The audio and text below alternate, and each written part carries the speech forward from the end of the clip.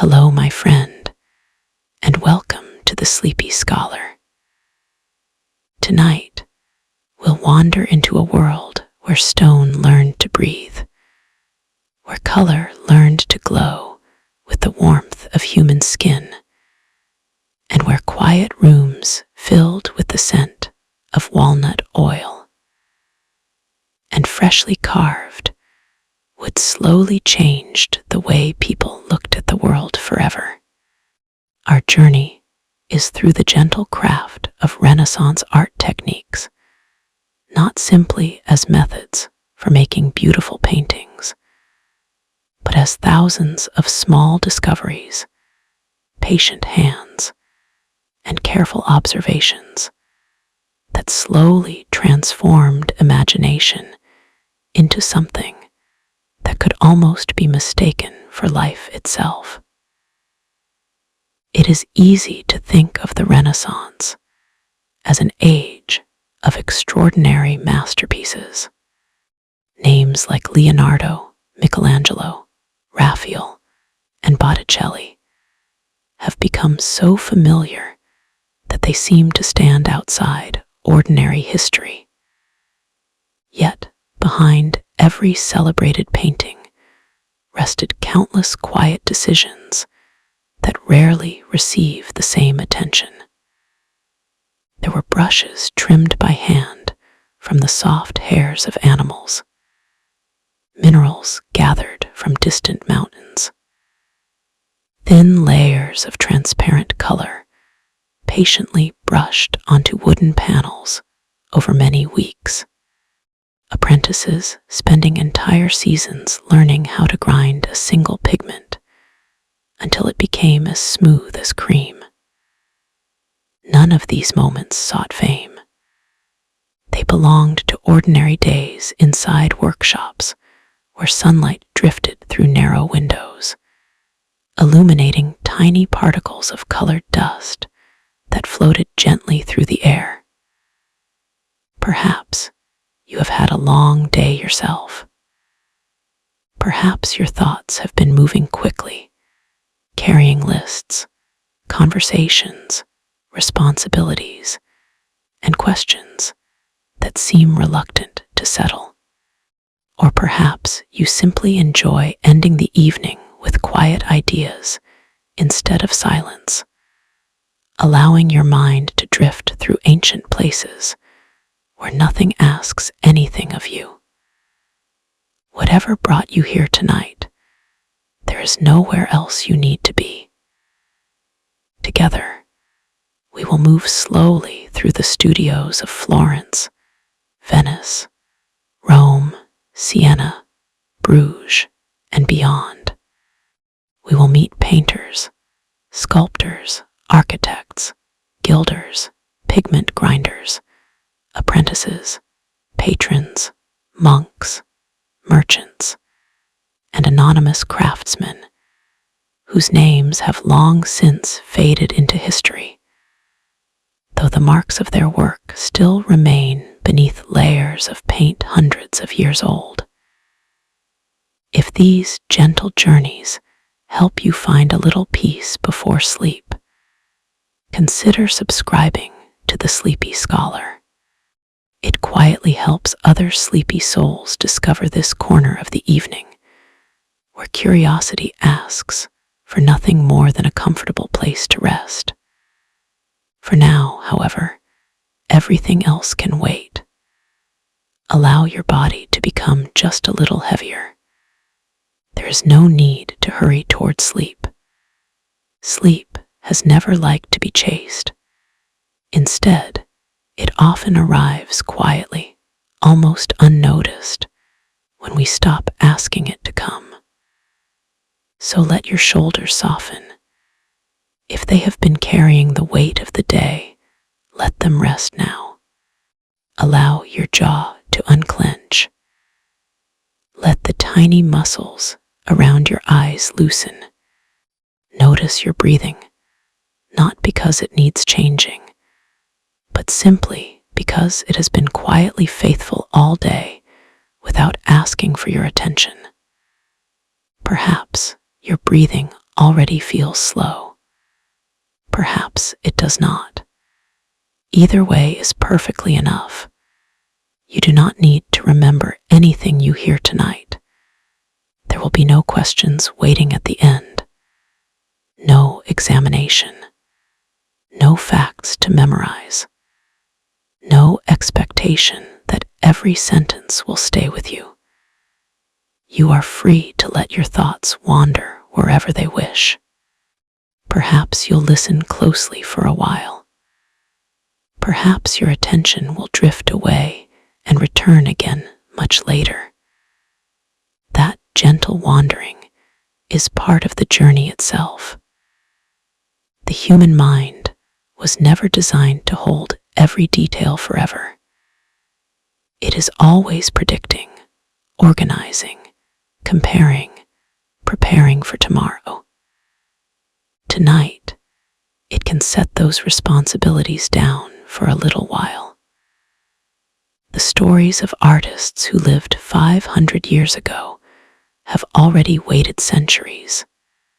They will not mind waiting a little longer if your thoughts become lighter than the words themselves.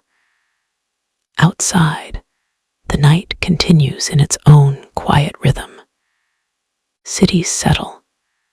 Forests breathe. Oceans continue lifting gentle waves toward distant shores. Stars shine without urgency. Nothing in the natural world rushes through the darkness. Neither must you. And now, let us begin to wander.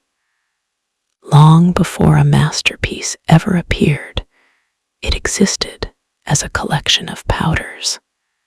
It is tempting to imagine a Renaissance painter beginning with inspiration.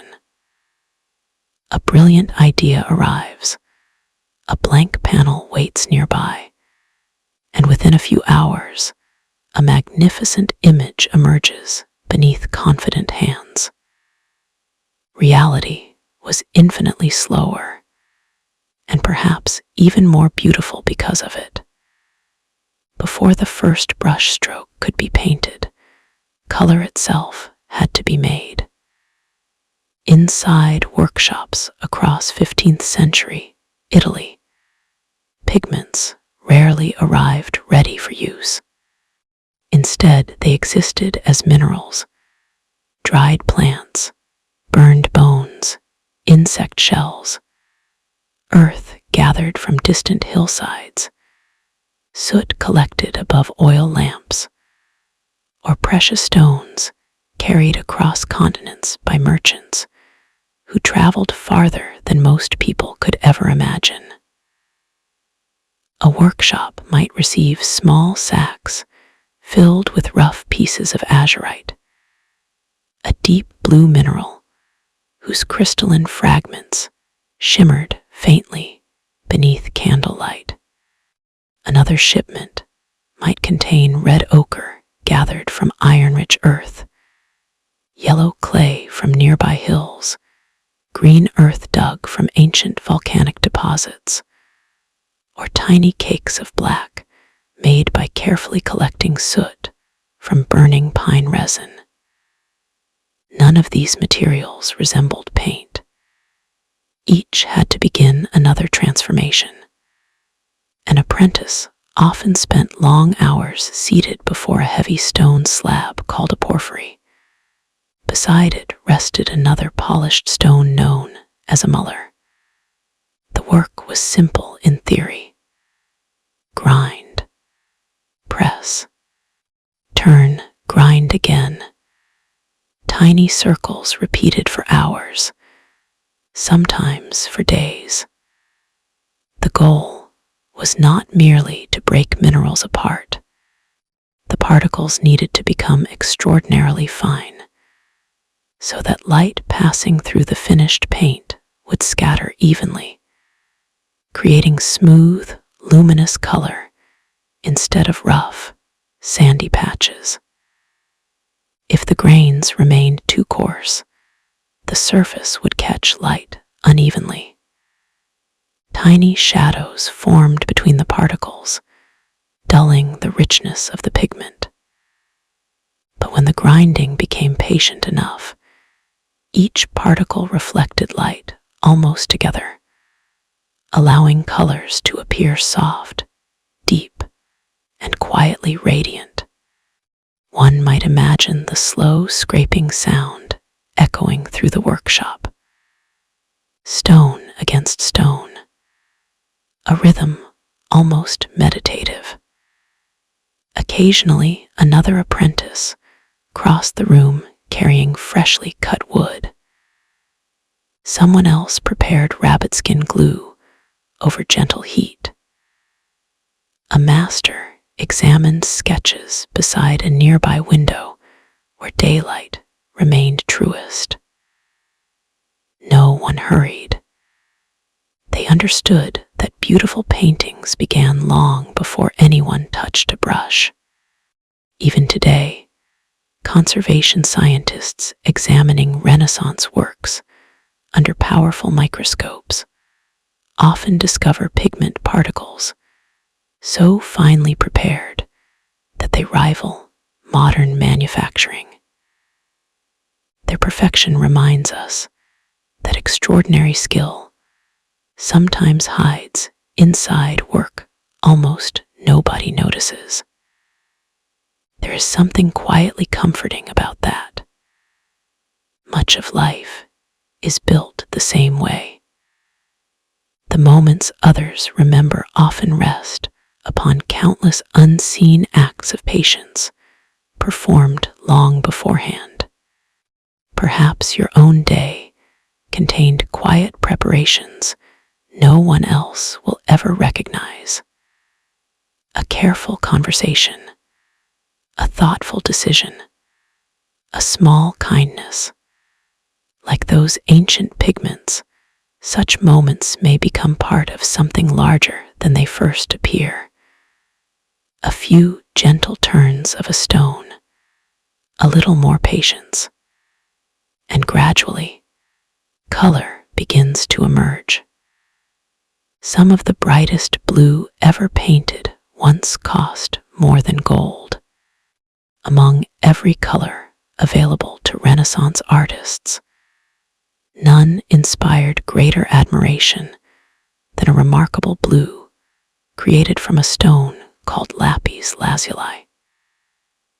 Its journey began high among the mountains of what is now Afghanistan, where miners climbed steep rocky slopes in search of veins hidden deep within ancient cliffs.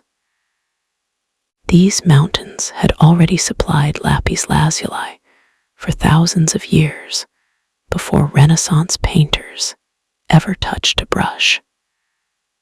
Egyptian pharaohs prized it. Mesopotamian kings treasured it. Merchants carried it across deserts and seas, passing from caravan to caravan, until eventually fragments arrived in the busy trading cities of Venice. Even then, the stone was still not paint. The richest blue remained locked inside layers of gray rock. Extracting it demanded remarkable patience. The mineral was crushed, mixed with waxes, oils, and tree resins, then kneaded by hand inside warm water. Little by little, tiny particles of pure blue floated free, while duller minerals remained trapped behind. The process resembled washing precious dust from ordinary earth. Every stage risked failure. A careless movement could waste an amount of pigment worth a small fortune. The finest grade became known as ultramarine, quite literally, beyond the sea. Its name quietly remembered the extraordinary distance it had traveled before arriving inside a painter's workshop. Because it was so expensive, artists rarely used ultramarine casually. Patrons sometimes specified exactly how much should appear within a commission. Contracts survive describing payment not only for the painting itself, but for the amount of blue the artist promised to use. Most often, this magnificent pigment clothed the Virgin Mary. Her robes became oceans of luminous blue, glowing softly beneath layers of transparent glaze. The choice reflected both devotion and generosity. Offering expensive ultramarine honored sacred subjects while demonstrating the patron's wealth. Yet, despite its cost, the pigment possessed another remarkable quality. Unlike many blues available at the time, ultramarine reflected light with extraordinary softness. It never shouted. Instead, it seemed almost to glow from within.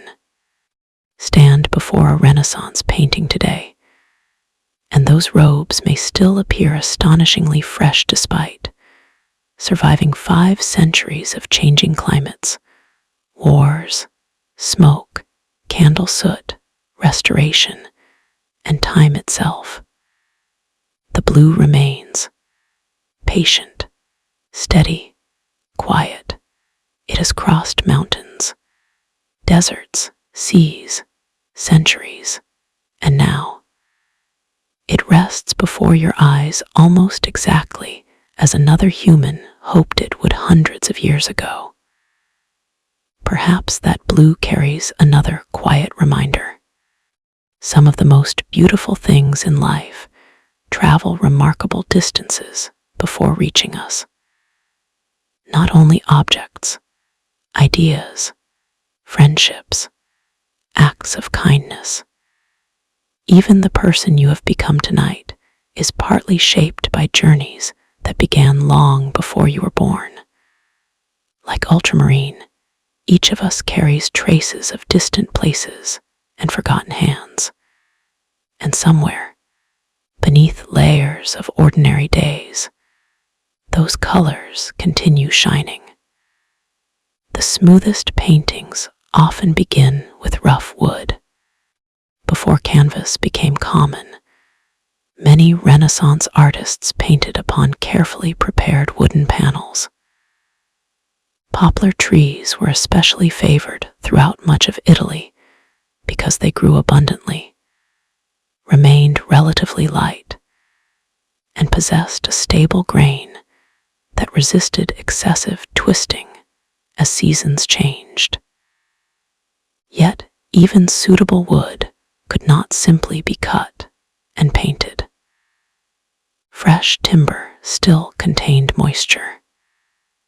If used immediately, it might warp as it dried, cracking the carefully painted image resting above. So carpenters allowed boards to season, sometimes for years. Quiet stacks of timber waited inside dry buildings, slowly releasing moisture until they reached balance with the surrounding air. Only then did another stage begin. Individual boards were joined edge to edge using carefully fitted seams. Narrow wooden braces sometimes strengthened the back, helping resist future movement. The surface was then covered with warm animal glue. Over this came many layers of gesso, a smooth white ground made from finely powdered gypsum or chalk mixed into more glue. Each layer dried before another followed. Then the entire surface was scraped and sanded, again and again, until even the smallest imperfections disappeared beneath fingertips. The finished panel felt almost like polished ivory. Only then could drawing begin. To modern eyes, this may seem astonishingly slow. Weeks of preparation before a single visible image appeared. Yet Renaissance artists understood something fundamental. The visible beauty of a painting depended upon invisible preparation. A perfectly smooth ground allowed delicate brushstrokes to glide effortlessly. Thin, transparent colors reflected more evenly. Tiny details remained crisp. Gold leaf adhered securely. Every later decision depended upon this silent foundation. Conservators sometimes compare these hidden layers to the roots of an ancient tree. Visitors admire the branches, the blossoms, the leaves dancing gently in sunlight. Yet everything rests upon structures buried quietly beneath the surface. Perhaps people are not so different. Much of what makes someone graceful, thoughtful, patient, or kind grows from foundations few others ever see. Experiences, habits, lessons, quiet mornings, difficult evenings overcome one day at a time. Like the hidden gesso beneath a Renaissance painting, those unseen layers continue supporting everything built above them. And perhaps tonight, your own quiet foundation grows just a little steadier. Some paintings began with nothing more than silver touching paper. Long before vibrant colors filled a panel or a ceiling, many Renaissance artists first searched for certainty through drawing. To them, drawing was not simply preparation. It was a way of thinking. Every careful line allowed the mind to understand form before the hand committed it to paint. Among the most elegant techniques was one that seems almost magical today. It was called silver point. At first glance, the tool appeared surprisingly modest. A slender rod of silver was held inside a small handle made of wood or bone, resembling an ordinary stylus more than a precious instrument. Yet this simple point left behind lines of astonishing delicacy when drawn across specially prepared paper. The paper itself required careful treatment. Artists coated its surface with a pale ground made from finely powdered bone ash, chalk, or white pigment mixed with glue. This created just enough texture for microscopic fragments of silver to catch as the stylus moved across the page. Unlike graphite pencils, which allow endless corrections, silver point offered almost no forgiveness. Every mark remained. The silver left behind only the faintest gray line at first, soft, quiet, almost hesitant. Over months and years, however, something remarkable happened. The silver slowly reacted with the air. The lines gently darkened. Time itself completed the drawing. Artists therefore worked with extraordinary care. They observed before they touched the page. Their eyes measured proportions again and again until the hand could move with quiet confidence. Leonardo da Vinci produced exquisite silver point studies whose delicate lines still seem impossibly fresh. Looking closely, one notices that no frantic searching fills the page. Instead, each stroke appears considered, almost inevitable, as though observation had become movement without interruption. There is a serenity hidden inside such discipline. Silver point rewards patience more than speed. teaches that hesitation can be valuable, that looking carefully is itself a form of creation. Imagine an apprentice standing near a tall window where afternoon light spreads evenly across the paper. Outside, church bells echo through narrow streets. Inside, only the faint scratching of silver against prepared paper breaks the silence. The artist studies the curve of a hand, notices how one finger overlaps another, measures the distance between knuckle and wrist. Then, one quiet line, a pause, another. The drawing grows almost imperceptibly, not because the hand moves quickly, but because the eye has already done much of the work. Perhaps our own thoughts sometimes benefit from the same approach. The world often encourages immediate answers, instant opinions, rapid decisions. Yet some understanding arrives only after careful observation, only after allowing ourselves enough stillness to truly see. Like silver point, clarity often appears one gentle line at a time. There is something profoundly peaceful about a drawing that cannot easily be erased, not because mistakes never happen, but because each line invites greater attention before it is made. And so the page slowly fills, not with haste, but with quiet confidence. Light itself became another artist inside the Renaissance workshop. For countless generations before the Renaissance, painters often represented figures with clear outlines and relatively even illumination. Faces appeared recognizable. Clothing displayed rich patterns. Sacred stories unfolded beautifully.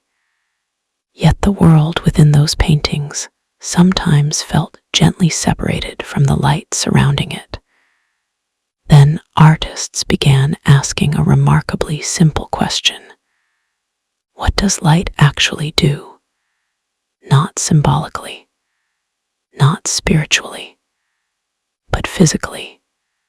How does sunlight wrap itself around a cheek? Where does shadow become deepest?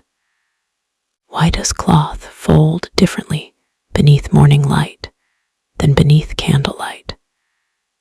These questions transformed painting forever. Instead of coloring an object uniformly, Renaissance artists carefully observed how brightness gradually changed across every surface. They noticed that a rounded apple possessed no sharp division between light and dark. Rather, brightness dissolved slowly into shadow before disappearing altogether.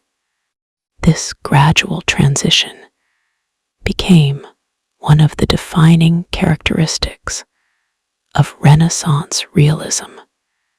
Rather than drawing darkness with harsh lines, painters layered increasingly transparent tones until form seemed to emerge naturally from light itself. Standing inside a workshop, one might see a simple plaster sphere resting near an open window. It was not there as decoration. It was a teacher. Apprentices spent long hours studying how daylight moved across its surface as the sun slowly crossed the sky. The sphere never complained about sitting still. It simply demonstrated the language of illumination again and again.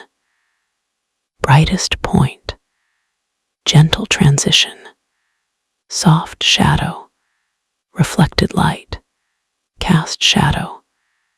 These observations eventually found their way into faces, hands, drapery, fruit, architecture, and entire landscapes. The effect was extraordinary. Figures no longer appeared pasted onto a flat surface. They occupied space. They possessed weight. They seemed capable of breathing. Leonardo became especially fascinated by this relationship between light and form.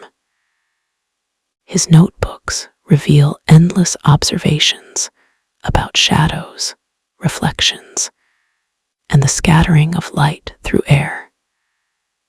To him, painting became almost another branch of natural philosophy, a way of studying reality through careful looking. Even today, photographers speak of Renaissance lighting when describing soft illumination entering through a single window. Without realizing it, we continue borrowing lessons first explored inside those quiet studios. There's something comforting about this. Light has not changed. The same sunlight that once illuminated Leonardo's wooden easel still rises each morning. The same gentle shadows stretch across floors. The same evening glow softens familiar rooms. Only generations pass. Light simply continues its patient work. Perhaps your own room tonight contains gentle shadows. Maybe only a faint lamp remains. Perhaps moonlight reaches quietly through a curtain. Wherever you are, light is still performing the same ancient dance it has always known. No audience required, only stillness. Some colors became deeper by becoming almost invisible. At first thought, adding layer after layer of transparent paint might seem unnecessary. Why not simply mix the desired color and apply it once? Renaissance artists gradually discovered that our eyes respond differently when light travels through multiple transparent layers rather than bouncing from a single opaque surface.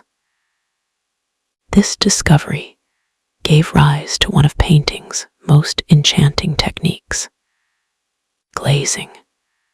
The process required extraordinary patience. After an initial painting had dried completely, often over many days, the artist mixed tiny amounts of pigment into a transparent medium made from carefully prepared oil or resin. The resulting layer carried almost no hiding power. Brush strokes appeared nearly invisible. When spread across the painting, the glaze resembled colored light more than ordinary paint. Once dry, another glaze might follow, then another. Sometimes dozens accumulated over weeks or months. Each remained astonishingly thin. Individually, they seemed almost insignificant. Together, they transformed the painting. Imagine sunlight passing through colored glass inside an old cathedral. The glass itself is thin, yet the light emerging beyond it possesses extraordinary richness. Glazes behave in much the same way. Light enters the transparent layers, reflects from the lighter paint beneath, and returns carrying subtle color from every level it has crossed. The eye perceives remarkable depth. Skin begins to glow. Velvet acquires luxurious softness. Jewels seem illuminated from within. Clouds gather delicate warmth impossible to achieve through direct mixing alone.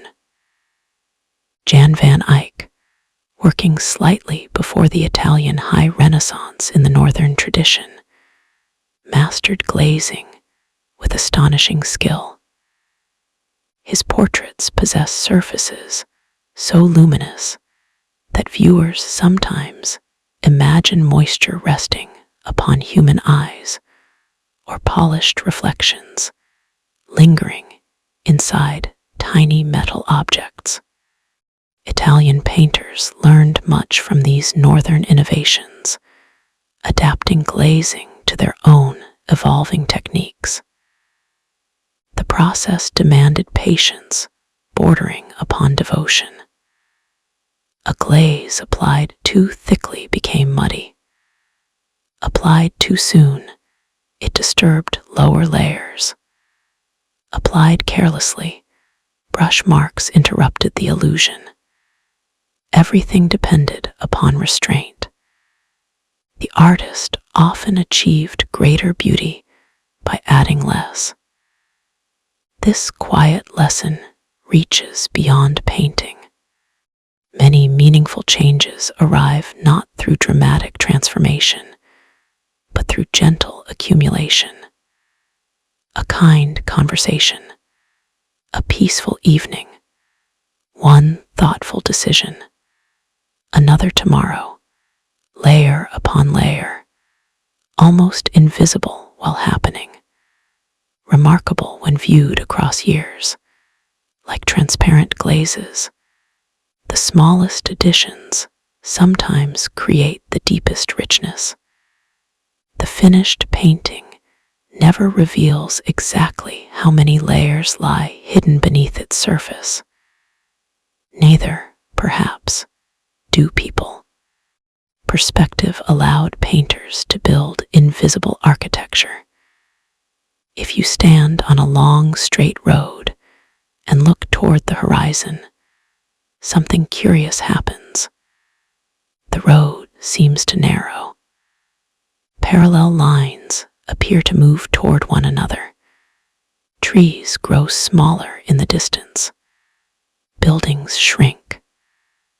Railway tracks appear to meet somewhere impossibly far away. We understand today that this is an effect of perspective. Yet for much of history, artists represented important figures according to symbolic meaning rather than optical observation. Kings might appear larger than ordinary people because they possessed greater importance. Buildings often tilted upward to display every significant feature at once. Then, during the early 15th century, a remarkable shift occurred. Artists began asking not what objects meant, but how they appeared. The architect Filippo Brunelleschi is widely credited with demonstrating the principles of linear perspective through careful experiments in Florence. Although the exact details remain partly mysterious, contemporary accounts describe him painting city scenes using mathematical relationships that astonishingly matched human vision. His discoveries soon inspired painters. Among the first to embrace them fully was Masaccio. Inside the church of Santa Maria Novella, his famous fresco known simply as the Holy Trinity creates such convincing architectural depth that visitors often feel they are looking into an actual stone chapel rather than a flat wall. The illusion depends upon invisible geometry. Artists established a horizon line corresponding roughly to eye level. Upon that line rested one or more vanishing points. Every architectural edge traveling away from the viewer quietly converged toward those distant points. The mathematics remained hidden. The experience felt effortless. Perspective gave viewers somewhere to stand. It invited them into painted space. Rooms acquired measurable depth. Floors stretched naturally beneath figures. Ceilings rose overhead. Windows opened toward distant landscapes. The painting became less like a decorated surface and more like another world glimpsed through an opening. Apprentices practiced perspective endlessly. They stretched strings across wooden frames, used rulers, measured angles, constructed grids, not because mathematics replaced imagination, but because structure allowed imagination greater freedom. Once the invisible framework existed, stories unfolded within it naturally. There is something quietly reassuring about perspective. However complicated a painting appeared, beneath it rested simple guiding lines, holding everything together. Perhaps our own lives contain unseen perspectives too, patterns difficult to recognize while living through ordinary days, connections only visible with time. Like standing too close to a painting, we sometimes cannot yet see the whole composition. Distance has its own gentle wisdom, and somewhere beyond today's concerns, the lines continue meeting peacefully upon their quiet horizon. Not every masterpiece began with paint. Many began with charcoal that would never be seen again. Beneath countless Renaissance paintings lie hidden drawings known today by the Italian word disegno. To Renaissance artists, disegno meant far more than sketching. It represented the union of observation, imagination, proportion, planning, and intellect. A finished painting often concealed an entire invisible world of earlier ideas. Artists first blocked broad shapes using charcoal or black chalk. They adjusted poses, moved hands, changed expressions, shifted buildings. Sometimes entire figures disappeared before paint ever touched the surface. Once satisfied, they reinforced important lines using ink or metal point. Some artists transferred these designs onto prepared panels by pricking tiny holes along the outlines and gently dusting charcoal through them, leaving delicate dotted guides beneath the paint. Others incised faint grooves directly into wet gesso with a stylus. Modern infrared reflectography allows conservators to see many of these hidden underdrawings. Suddenly, beneath familiar masterpieces, another artwork quietly emerges. One hand reaches in a different direction. A face once looked elsewhere. A child stood where empty space now appears. The painting remembers every decision, even those ultimately changed. There is something deeply human about this discovery. The greatest artists in history revised their work constantly. They experimented, questioned themselves, changed their minds. The finished masterpiece was not born perfect. It slowly became itself. Perhaps that offers a comforting thought.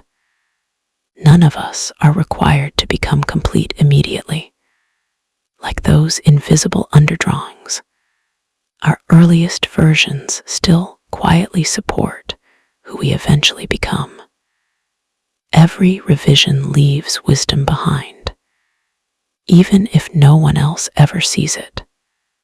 And with every hidden line beneath the paint, another quiet story waits to be discovered. The quietest lines inside a painting are often the ones that no one can see.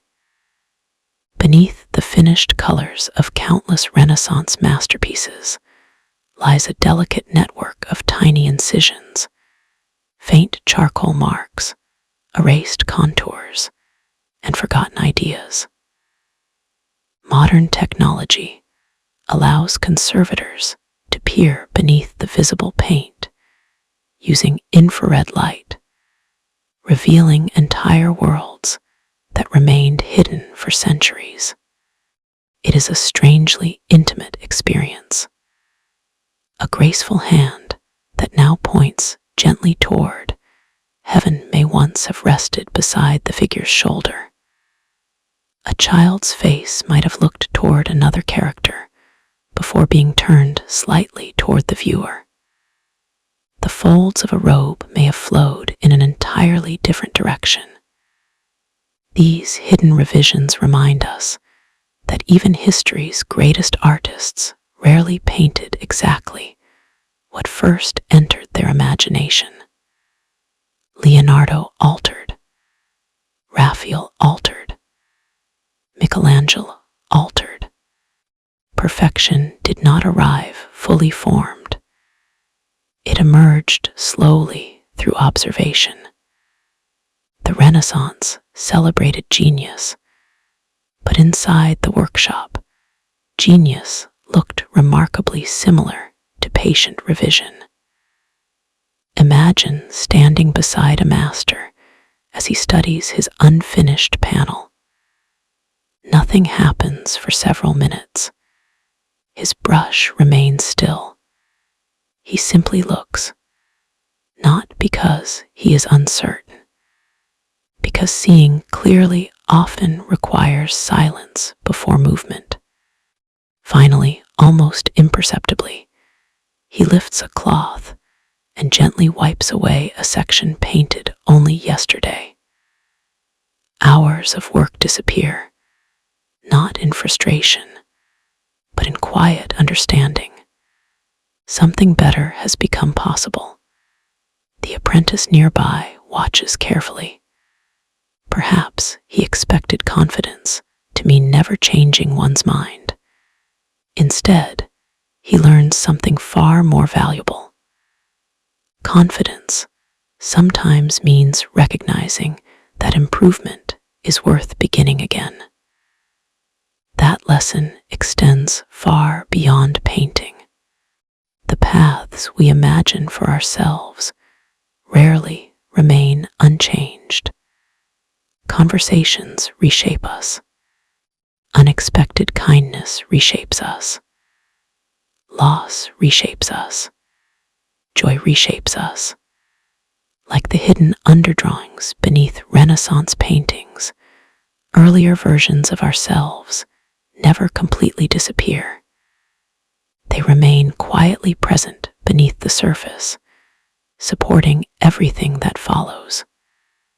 Perhaps tonight you can offer those earlier versions a little gratitude. They carried you this far, even if no one else ever sees them. A brush is only as graceful as the hand that learns to wait. The Renaissance workshop contained brushes of remarkable variety. Some possessed long, flexible hairs, capable of laying smooth washes across large surfaces. Others ended in astonishingly fine points made from squirrel, goat, or weasel hair, allowing artists to paint individual eyelashes, strands of hair, delicate embroidery, or tiny reflections dancing across polished metal. Unlike modern factory-made brushes, These were often assembled by hand. Bundles of carefully selected hairs were gathered together, aligned so that their natural tips remained perfectly even, then secured inside hollow bird quills before finally being attached to carved wooden handles. Each brush possessed its own personality. Some held generous amounts of paint. Others delivered only the smallest trace. Artists quickly learned which brush suited each task. One might spend the morning laying broad passages of sky with a soft, full brush. By afternoon, another scarcely thicker than a matchstick would describe the glimmer of light resting upon the edge of a pearl. Apprentices devoted years simply to understanding these tools. How firmly should one press? How much paint should remain inside the hairs? How often should the brush be cleaned? How quickly should fresh paint be applied before the previous layer became tacky? These questions possessed no universal answers, only experience. Many workshops encouraged apprentices to care for brushes almost as carefully as musicians care for fine instruments. After each day's work, the hairs were gently cleaned, reshaped with damp fingers, and stored carefully so they retained their delicate points. A damaged brush meant lost precision. A neglected brush reflected a neglected craft. There is something almost tender about imagining these quiet evening rituals, the day's painting complete, the workshop growing dim, brushes washed one by one, water gradually clouding with tiny traces of crimson, ochre, blue, and green, the tools resting peacefully until morning. Even today, artists often describe their favorite brushes almost as companions. Certain handles become polished through years of use. The wood slowly darkens where fingers have rested thousands of times. Objects, too, remember gentle attention. Perhaps our own lives contain similar companions. A favorite pen, a well-worn book, a familiar chair, a blanket softened by countless evenings. Ordinary things become extraordinary, not because of what they are, but because of how quietly they accompany us through time. The most convincing faces were built one transparent layer at a time. Human skin is remarkably difficult to paint. At first glance, it appears to possess a single color. Yet careful observation reveals something far richer. Warm pinks, cool blues beneath thin areas, golden highlights, soft olive shadows, hints of violet, gentle reflections from nearby fabrics. No single mixture could capture all of this complexity. Renaissance artists gradually discovered that believable flesh emerged through accumulation rather than direct imitation. After establishing broad forms, they applied translucent layers carrying subtle variations in temperature and tone. A faint red glaze warmed the cheeks. Soft brown deepened shadows beneath the chin. Tiny touches of pale lead white described light resting upon the forehead. Each adjustment remained almost invisible by itself. Together, they created astonishing vitality. Leonardo became particularly fascinated by these gradual transitions. His technique later became known as sfumato. The word derives from the Italian verb meaning to evaporate like smoke. Rather than separating forms with sharp outlines, Leonardo allowed edges to dissolve almost imperceptibly into surrounding air. Stand before the Mona Lisa and look carefully around the corners of her mouth. There is no single line defining the smile. Instead, countless microscopic transitions gently blur certainty. As your eyes move, the expression itself seems to shift, sometimes warmer, sometimes quieter, sometimes almost disappearing. The mystery lies not in hidden symbolism, but in extraordinary observation of human perception. Our eyes naturally soften detail. Leonardo painted accordingly. Smoke never ends abruptly. Mist never stops suddenly. Even evening gradually becomes night. Nature prefers transitions. So did Leonardo. His paintings invite the eye to wander gently rather than jumping from one sharply defined edge to another. This softness contributes greatly to their calming presence. Nothing feels forced. Everything emerges quietly from surrounding atmosphere. Perhaps life itself often unfolds this way. Rarely through sudden transformations, more often through changes so gradual we notice them only after many seasons have passed. The child becomes the adult. The sapling becomes the tree. Morning becomes afternoon, almost without announcement. Like sfumato, our own lives soften gently from one chapter into the next. Color could be borrowed from the earth beneath one's feet. Not every Renaissance pigment traveled across continents. Some of the most dependable colors came from ordinary soil. Across Italy, artists gathered different varieties of natural earth rich in iron oxides and mineral deposits. These became ochres, siennas, and umbers. Yellow ochre emerged from clay containing hydrated iron minerals. When heated carefully inside a kiln, much of its moisture escaped, transforming the color into the warmer reddish tone known today as burnt ochre. Raw sienna possessed a golden warmth reminiscent of autumn fields.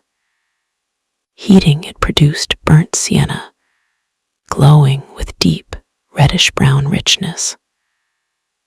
Raw umber carried cooler greenish undertones. Burnt umber became darker, warmer, and wonderfully suited to shadows. These pigments shared remarkable stability. Unlike certain brilliant colors that faded over centuries, earth colors often remained dependable. The same iron giving ancient hills their warm appearance now preserved painted robes, landscapes, wooden beams, and human hair through hundreds of years. Artists trusted them. They behaved predictably, mixed easily, dried reliably. Sometimes beauty rests not in rarity, but in faithfulness. Imagine an apprentice walking beyond the city walls carrying a simple basket. Perhaps he pauses near an exposed hillside where recent rain has revealed fresh bands of colored earth, golden clay, reddish soil, dark brown deposits. deposits beneath weathered stone. To passing travelers, it is merely ground. To the workshop, it is tomorrow's painting. The earth quietly offers color without ceremony. Long before anyone imagined galleries or museums, these pigments already rested patiently inside the landscape itself. There is comfort in knowing that many of history's most beloved paintings owe part of their beauty to ordinary hillsides. The extraordinary often grows from the familiar. Perhaps something similar is true of our own lives. The routines that seem most ordinary today may one day become the quiet foundation of treasured memories. Like earth pigments, their richness often reveals itself only with time. Sometimes the brightest surface in a painting was not paint at all. Gold possessed a unique place inside Renaissance art. Although artists increasingly pursued naturalism and realistic space, the luminous presence of genuine gold never entirely disappeared. Especially in earlier Renaissance workshops, backgrounds, halos, decorative borders, and intricate garments often shimmered with thin sheets of beaten gold leaf. Preparing these surfaces required remarkable precision. First, the artist applied a smooth reddish clay known as bole. Its warm tone subtly influenced the appearance of the gold resting above it. The bole also created an exceptionally smooth surface. Then came one of the workshop's most delicate tasks: gold leaf. Each sheet had been hammered until astonishingly thin. So thin that a single breath could lift it into the air. Windows were often closed. Conversations became quieter. Even careless movement risked tearing the fragile metal. Using soft brushes or special cushions, craftsmen carefully floated each sheet onto the prepared bowl. The gold clung gently to the slightly damp surface. After drying, another remarkable transformation followed: burnishing. Artists rubbed the gold with highly polished stones, often made from agate. Slowly, the dull surface awakened. Light gathered. Reflections sharpened. The gold seemed almost liquid.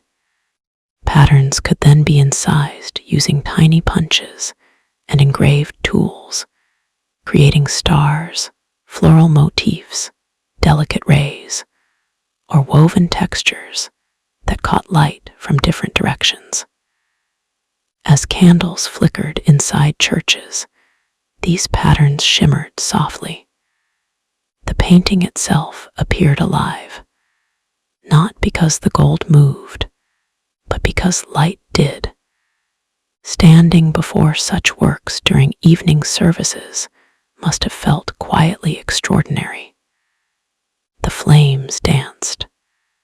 Reflections shifted. Sacred figures seemed surrounded by gentle radiance. The experience belonged as much to changing light as to paint itself. Even today, visitors sometimes notice how differently gold leaf behaves compared with ordinary metallic paint. It does not merely appear yellow. It reflects the surrounding world. The room becomes part of the artwork. Perhaps people, too, reflect more than they realize. We quietly carry traces of those around us.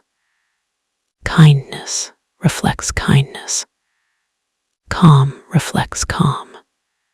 gentleness spreads almost unnoticed, like gold catching candlelight. Our brightest moments often arise through quiet connection rather than standing alone. Every workshop was also a school. The Renaissance master rarely worked alone.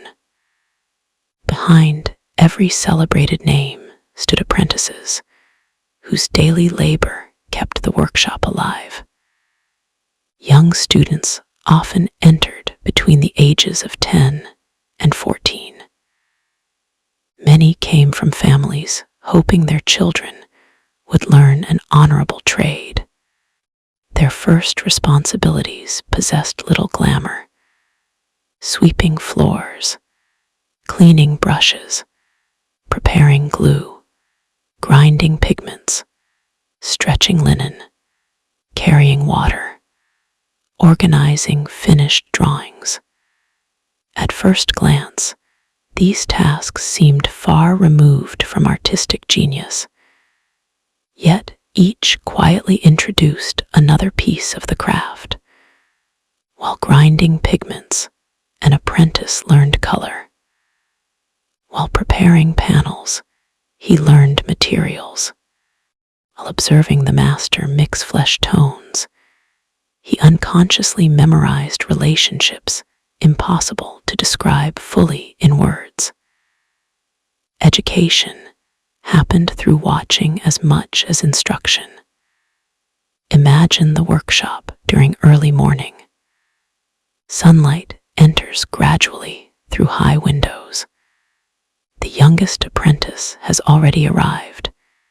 He opens shutters, sweeps away yesterday's dust, checks that the glue prepared overnight has cooled properly. Another apprentice arranges pigments across a wooden table. The master enters quietly. No speeches, no dramatic beginning. Simply another day devoted to careful work. Conversations unfold naturally. Someone asks why a shadow appears warmer today than yesterday. Another wonders whether a figure's hand should turn slightly toward the viewer. Ideas pass gently from one generation to the next. Knowledge becomes habit. Habit becomes instinct. Years later, one apprentice opens his own workshop, then another. The tradition quietly continues. There is something deeply reassuring about this rhythm. Human knowledge rarely survives through books alone. It survives because one careful person patiently shows another. Again, and again, and again. Perhaps someone once did that for you. Perhaps you have quietly done it for someone else. Most teaching leaves no monument, only lives gently changed. And those changes, like so much Renaissance craftsmanship, continue unfolding long after the lesson itself has ended. Every masterpiece depended upon hands history never remembered. When people speak about Renaissance art, they often imagine a solitary genius standing before an easel, transforming blank wood into beauty through inspiration alone. The reality inside a Renaissance workshop was quieter and far more communal. A successful workshop resembled a carefully organized family of craftsmen rather than a single artist working in isolation. Every person understood a particular responsibility, and together they created works that no individual could have completed alone.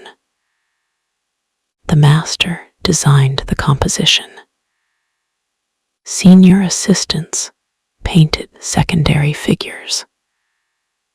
Trusted apprentices completed architectural backgrounds, landscapes, drapery, decorative borders, or repeating patterns. The youngest students prepared pigments, cleaned palettes, stretched linen, polished panels, and copied drawings until their hands slowly learned the language of observation. Even within famous masterpieces, historians sometimes identify different hands. Perhaps one assistant painted a distant hillside, another completed ornamental columns. The master later returned to refine the faces and hands, the places where viewers naturally looked first. This division of labor did not diminish the artwork. Instead, it reflected another Renaissance ideal. Great achievements often emerged through shared dedication rather than individual glory. Imagine entering such a workshop during the busiest weeks before an important commission was due. One apprentice gently sands a wooden panel until it reflects light like still water. Nearby, another mixes a fresh batch of verdigris for leaves that will soon climb across painted vines. Someone else copies a preparatory drawing onto fresh paper. At the center of the room, the master quietly studies a face, adding only a few nearly invisible touches around the eyes. No one rushes, yet everyone remains busy. Each task flows naturally into another. The workshop itself begins to resemble a living organism. Many separate hands, one shared purpose. The atmosphere is filled not with loud conversation, but with familiar sounds. The soft scrape of charcoal, the rhythmic turning of a grinding stone, the whisper of linen against wood, a brush rinsed gently inside cloudy water, footsteps across worn floorboards. Outside, Florence continues with its markets, merchants, bells, and crowds. Inside, time seems to move differently, measured not by clocks, but by drying paint, by changing sunlight, by patient observation. Perhaps our own lives are more collaborative than we sometimes realize. Every accomplishment rests upon quiet support offered by countless others. Teachers, parents, friends, strangers whose names we never learned. Like the anonymous apprentices beneath the master's signature, many contributions remain unseen while quietly shaping everything that follows. Perspective was not only measured with rulers, it was measured with the eye. Although linear perspective gave artists powerful mathematical tools, Renaissance painters quickly realized that geometry alone could never produce convincing space. Numbers could establish structure. Observation supplied life. Human eye notices countless subtle relationships that mathematics cannot fully describe. Air softens distant mountains. Colors become cooler toward the horizon. Edges lose sharpness. Details gradually disappear. These gentle changes became another essential technique. Today, we call it atmospheric perspective. Imagine standing upon a hillside just after sunrise. Nearby trees appear rich with texture. Individual leaves catch the light. Their bark reveals tiny cracks and patches of moss. Farther away, another forest begins. The individual leaves vanish. Greens become softer.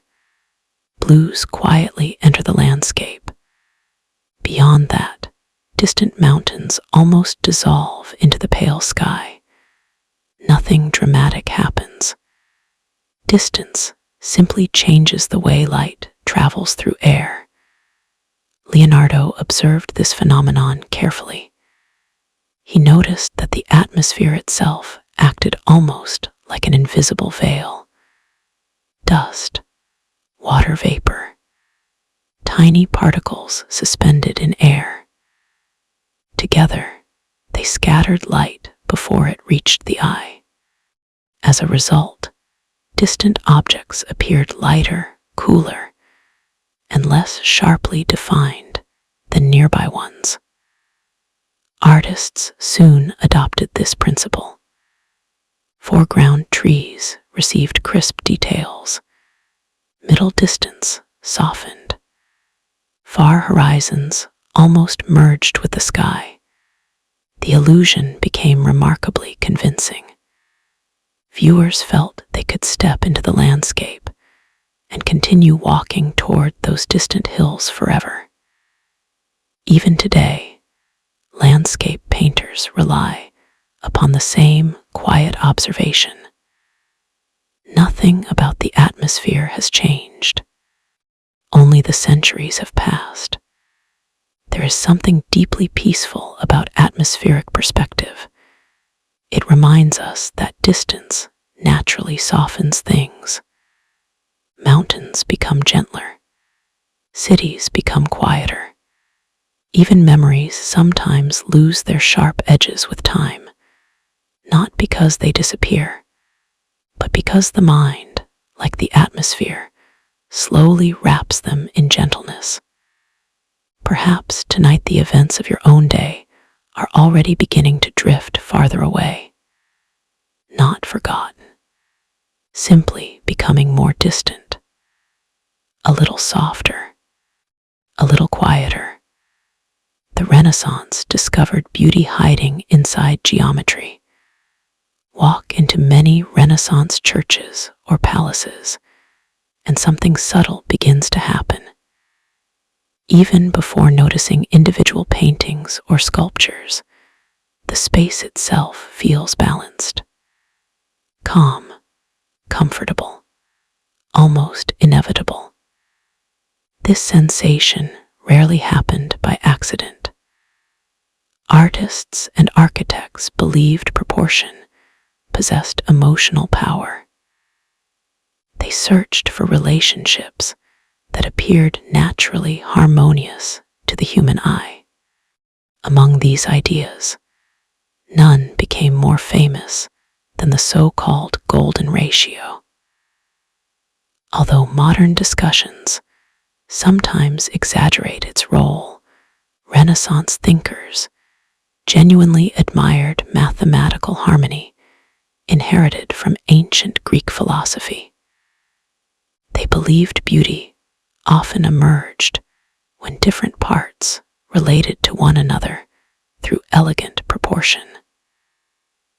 Leon Battista Alberti, one of the Renaissance's great architects and theorists, argued that architecture should resemble music. Just as harmonious notes create pleasing melodies, harmonious measurements create pleasing buildings. Painters applied similar thinking. Figures rarely crowded one another randomly. Open space balanced detailed space. Large forms answered smaller forms. Movement flowed gently across the composition instead of stopping abruptly. Even where no exact mathematical formula existed, artists constantly searched for visual equilibrium. Imagine watching an apprentice carefully adjust a drawing. He moves one figure only a finger's width toward the left, another slightly forward. Nothing else changes. Yet, suddenly, the entire composition feels calmer. The eye travels more naturally. Balance has quietly appeared. Viewers may never consciously recognize these tiny adjustments. They simply experience their effect. Like a well-written piece of music, harmonious composition often works beneath awareness. Our minds respond before we understand why. Perhaps this explains why certain rooms immediately feel peaceful, why certain gardens invite lingering, why some paintings calm us almost before we begin examining their details. Order possesses its own quiet language, not rigid, not mechanical, simply balanced. Nature often speaks it too. Snowflakes, shells, flowers, tree branches, clouds, none perfectly symmetrical, yet all quietly harmonious. The Renaissance did not invent this beauty. It simply learned to notice it. Marble remembers every strike of the chisel. Although tonight our journey centers upon painting techniques, Renaissance artists rarely separated painting from sculpture. Both demanded the same careful observation, the same understanding of anatomy, the same patience. Michelangelo famously described sculpture as the process of releasing a figure already waiting inside the stone. Whether he truly believed this or simply spoke poetically, the image remains unforgettable. Imagine entering a sculptor's workshop. Unlike the scent of drying oils inside a painter's studio, here the air carries cool mineral dust. Large blocks of marble stand quietly against the walls. Some remain untouched. Others reveal only rough outlines where heavy chisels have begun removing great masses of stone. The work begins boldly. Point chisels driven by wooden mallets remove large fragments. Each strike echoes through the room, not violently, rhythmically. Gradually, the block becomes lighter.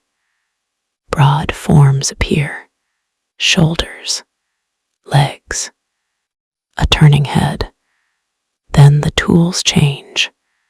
Toothed chisels refine planes. Flat chisels soften transitions.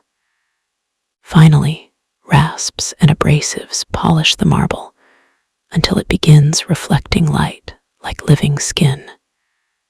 The transformation can require months, sometimes years. Throughout the process, the sculptor constantly walks around the figure. Unlike painting, sculpture possesses no single viewpoint. Every angle matters. A shoulder viewed from behind, the curve of a wrist, the relationship between knee and hip. Each must remain convincing from every direction. Painters learned much from this discipline.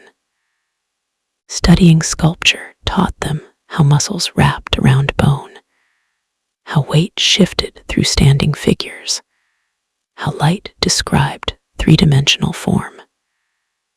Many workshops filled their shelves with small clay models or plaster casts precisely for this reason. The eye became more truthful by studying volume rather than outline alone.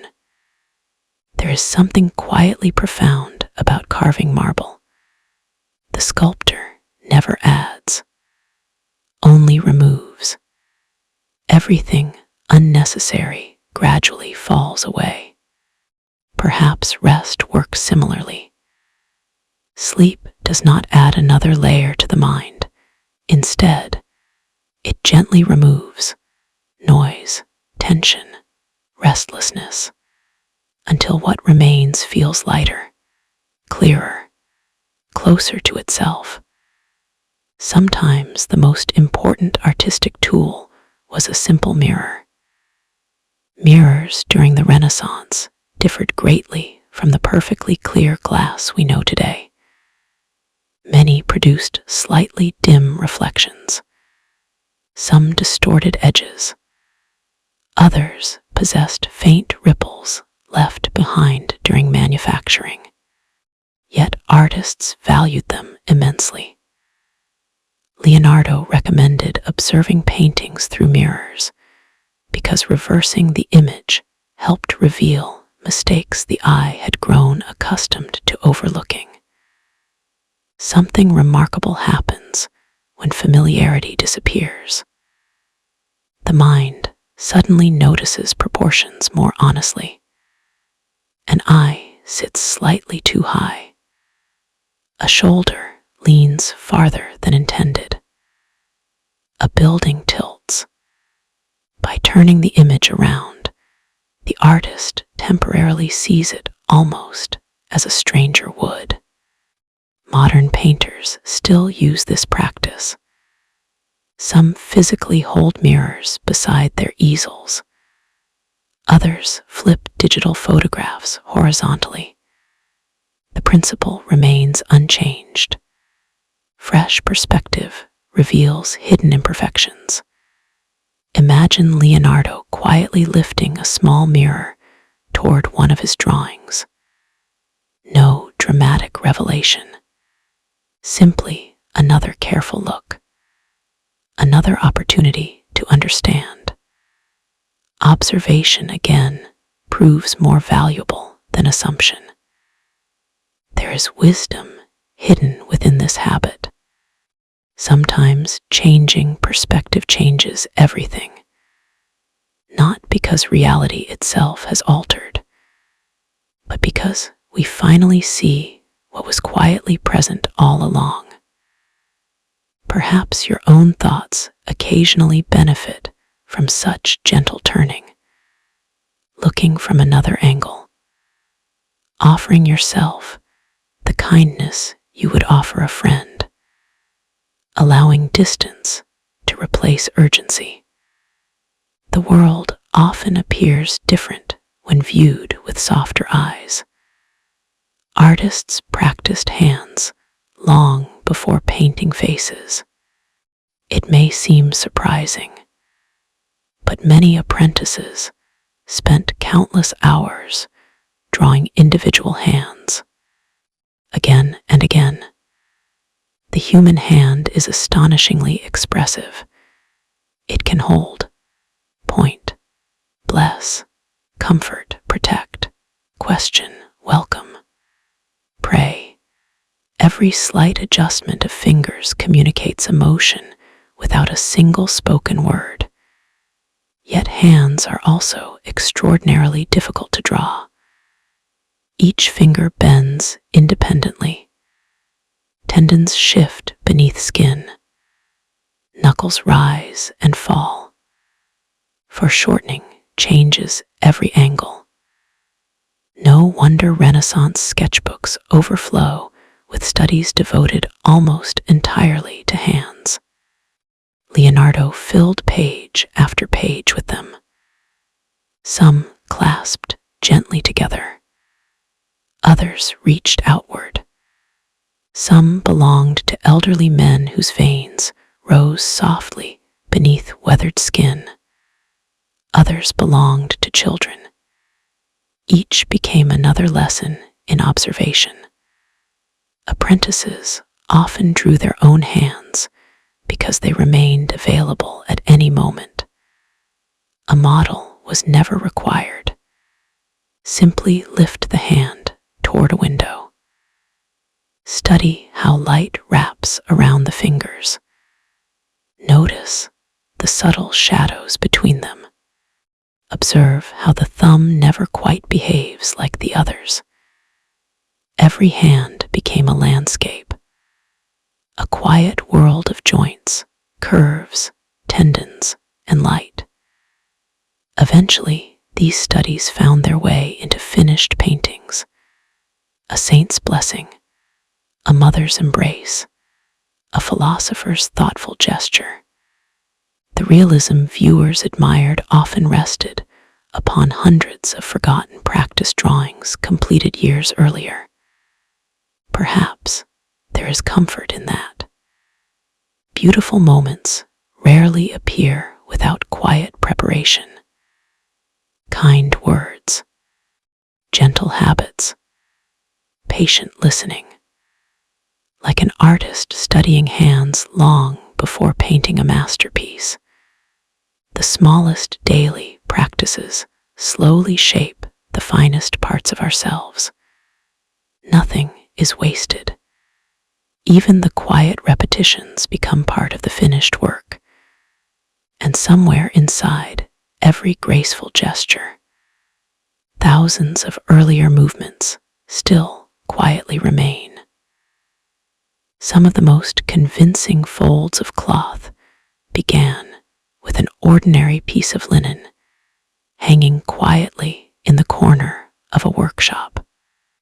Among all the challenges Renaissance painters faced, drapery held a surprisingly important place. Cloth was everywhere. Kings wore velvet embroidered with gold thread. Merchants favored heavy wool cloaks lined with fur. Monks wrapped themselves in simple, undyed habits. Farmers worked in coarse linen. Children wore soft garments stitched together by careful hands. Every fold carried information. It revealed the weight of the fabric, the movement of the body beneath it, the direction of gravity, even the social standing of the person wearing it. To paint convincing drapery, artists first had to understand how cloth behaved when no one was watching. Inside many workshops, pieces of linen or wool hung from hooks attached to wooden beams. Sometimes, a simple clay figure stood beneath the fabric so apprentices could observe how gravity created valleys, ridges, sharp creases, and broad flowing curves. Nothing moved quickly. A fold that seemed simple at first gradually revealed endless complexity. Some creases caught bright highlights. Others disappeared into cool shadows. One fold overlapped another, creating delicate transitions where reflected light gently illuminated spaces that direct sunlight never reached. Leonardo filled notebook pages with studies devoted entirely to drapery. Verrocchio's workshop encouraged young artists to draw hanging cloth repeatedly before allowing them to paint important commissions. The lesson extended far beyond fabric. Learning to observe drapery meant learning how gravity itself sculpted the visible world. A heavy velvet cloak settled differently from light silk. Thick wool resisted sudden bends. Fine linen fluttered softly with even the smallest breeze. Every material possessed its own quiet personality. Standing inside a Renaissance studio, one might see several fabrics hanging side by side: coarse canvas, smooth satin, simple homespun wool. The afternoon sun slowly shifted across them. Nothing dramatic occurred. Yet every passing hour became another lesson. Artists learned that truth often hides inside ordinary objects patiently observed. Even today, art students continue drawing drapery before attempting more complicated subjects. The cloth has remained an excellent teacher for over 500 years. There is something wonderfully peaceful about this. An object so ordinary, a folded piece of fabric, can reveal such extraordinary beauty when someone truly looks. Perhaps our own familiar surroundings still contain quiet wonders waiting patiently beneath everyday attention. The human body became a landscape waiting to be understood. For centuries, artists portrayed the human figure according to inherited traditions. Bodies conveyed meaning. They expressed faith, heroism, wisdom, sorrow, or joy. But during the Renaissance, another desire slowly emerged.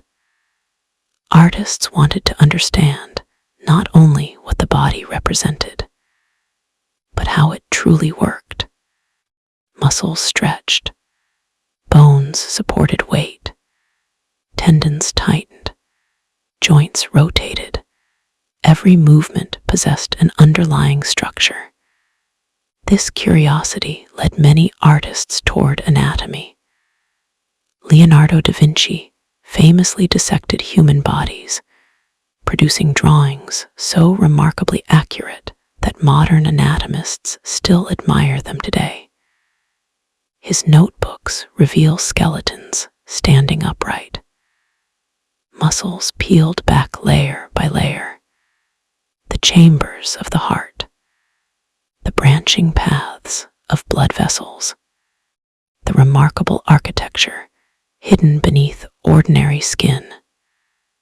Michelangelo pursued similar understanding. His figures possess extraordinary physical presence because he understood how muscles wrapped around bone, even beneath loose clothing. Yet these studies were never merely scientific. They became artistic. Observation replaced assumption. Rather than inventing the appearance of an arm, artists asked the arm itself. Rather than guessing how a shoulder lifted, they watched. Again and again. Imagine Leonardo sitting quietly beside an anatomical drawing. No audience, no applause, only careful curiosity. He labels each tendon with tiny, precise handwriting, sketches one muscle from several different angles, then pauses, thinking, wondering. His purpose is not to impress. It is simply to understand. That patient desire to see the world honestly became one of the Renaissance's greatest gifts. Today, we take anatomical realism almost for granted. Yet it emerged through thousands of quiet hours spent observing the human body with extraordinary respect. There is something deeply comforting about that respect.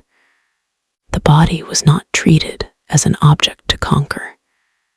It became something to appreciate, a masterpiece already shaped by nature itself. Perhaps your own body deserves similar kindness tonight. It has carried you through another day. It has breathed without asking permission. Your heart has quietly continued its faithful rhythm. Your muscles have held you upright. Now, they are allowed to rest. Some shadows were painted with color instead of black. Modern beginners often reach instinctively for black paint when creating shadows. Renaissance artists gradually discovered something far more subtle. Very few shadows in nature are truly black. Instead, shadows borrow color from everything surrounding them.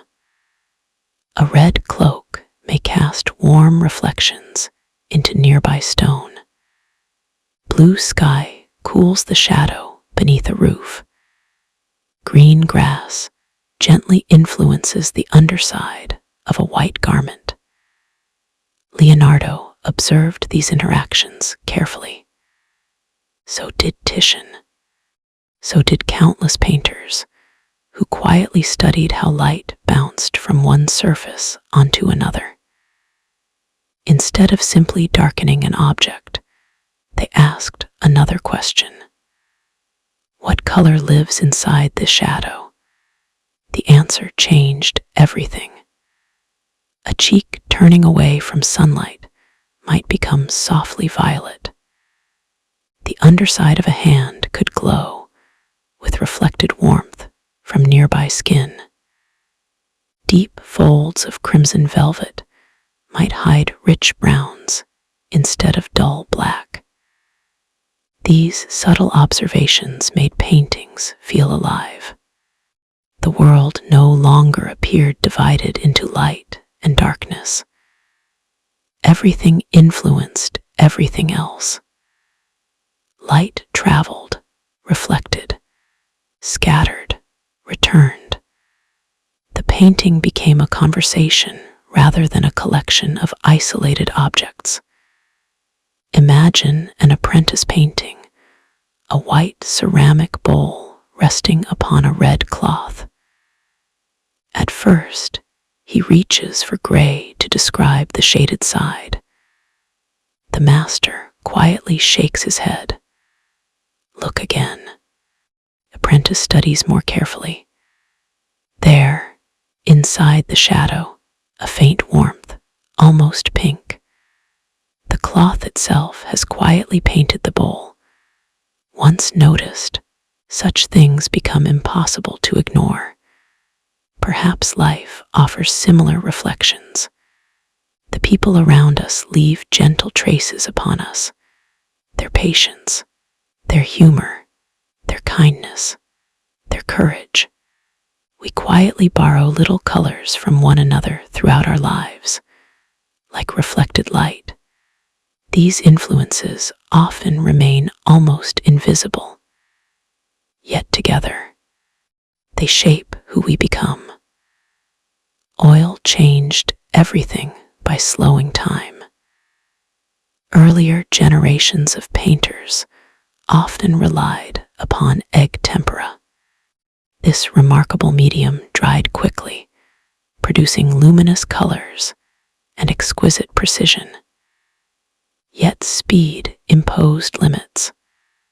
Brush strokes had to be placed confidently. Blending remained difficult.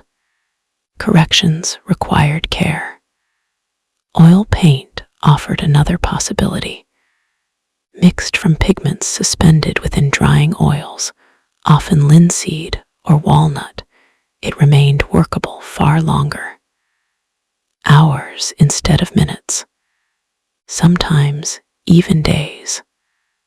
Artists could soften transitions, adjust proportions, blend colors directly upon the panel. The painting evolved gradually rather than demanding immediate decisions. Northern European painters refined oil techniques with astonishing success before many Italian artists fully embraced them. Jan van Eyck became legendary for the luminous richness his method achieved. Merchants, diplomats, and traveling artists carried news of these innovations across Europe. Italian workshops listened carefully. Soon oil painting spread throughout the peninsula. Slower drying time transformed artistic thinking. Instead of racing against the medium, painters entered conversation with it. A face could be adjusted tomorrow. Clouds softened next week. Tiny reflections added after careful reconsideration. The painting itself encouraged patience. Imagine beginning work early one morning. The first layer settles quietly. By afternoon, it still welcomes gentle adjustment. Tomorrow, another glaze. Next week, another.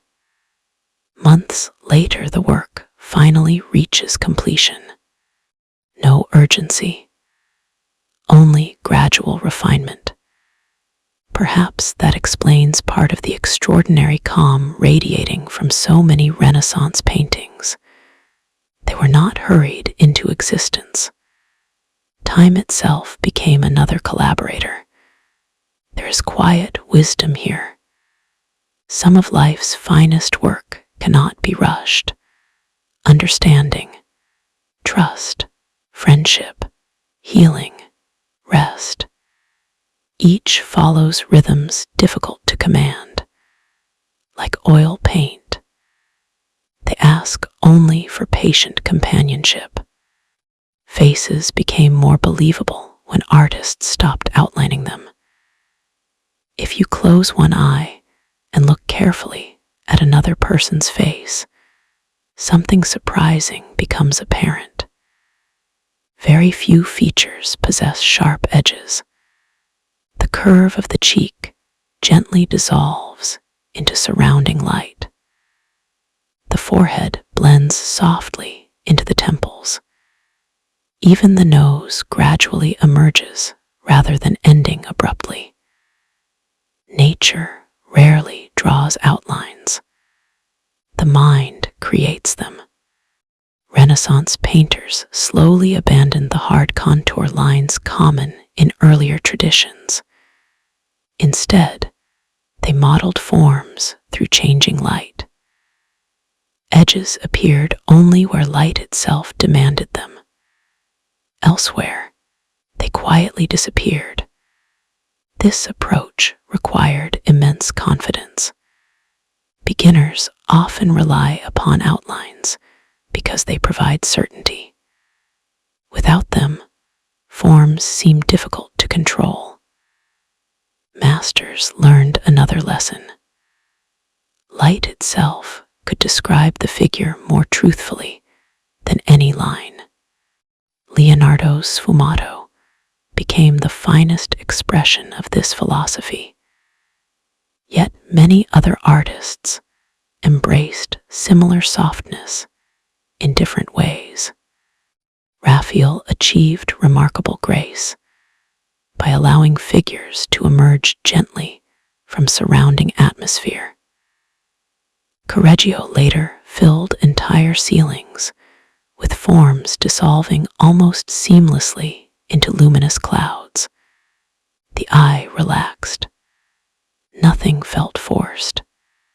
The viewer completed the image naturally. There is comfort in this partnership between artist and observer. The painting does not insist. It quietly invites.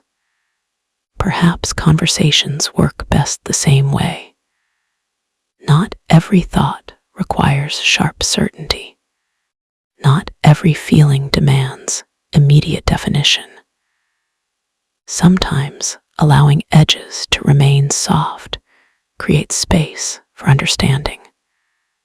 Like evening slowly becoming night, gentle transitions possess their own quiet beauty. Some paintings were designed for rooms lit almost entirely by candles. Today, we often encounter Renaissance masterpieces beneath bright museum lighting carefully balanced for preservation. Yet most were originally viewed under very different conditions. Churches glowed with flickering candles. Private chapels received gentle morning sunlight. Palaces relied upon windows, fireplaces, and oil lamps. Artists understood these environments intimately. Gold leaf shimmered because candlelight moved. Deep shadows retained mystery because interiors themselves remained dim. Highlights appeared brighter against softly illuminated surroundings. Painters often imagined how the finished work would interact with living light. A polished jewel might catch the glow of nearby candles. A saint's halo could seem almost alive during evening prayers. Dark backgrounds emphasized luminous faces because they echoed the quiet atmosphere of sacred spaces. Imagine standing inside a Renaissance chapel just after sunset. The air carries the faint fragrance of incense. Candles flicker gently. The painted figures seem to breathe as light dances across their surfaces. Nothing changes in the painting itself. Only the light moves. Yet, the entire experience feels alive. There's something profoundly calming about such spaces, not because they are silent, but because every sound arrives softened, every light arrives gently, every shadow welcomes stillness. Perhaps your own evening has its own gentle illumination, a bedside lamp, moonlight upon a wall, the faint glow of distant streetlights beyond a curtain. Light continues performing its ancient conversation with darkness, quietly, patiently, exactly as it has always done, and somewhere within that peaceful rhythm, another brushstroke quietly finds its place. The smallest details often carried the greatest patience. When visitors stand before a Renaissance painting, they are usually drawn first to the faces. A calm expression, a thoughtful gaze, a gentle smile. Only after lingering for a while do their eyes begin to wander toward the quieter corners of the work. The embroidery along the edge of a sleeve, a strand of loose hair catching the light, tiny pearls sewn into a veil, the delicate stitching of leather shoes, the polished buckle of a belt, a reflection inside a glass vessel. Each appears so natural that it almost escapes notice. Yet these details often demanded as much concentration as the larger composition itself.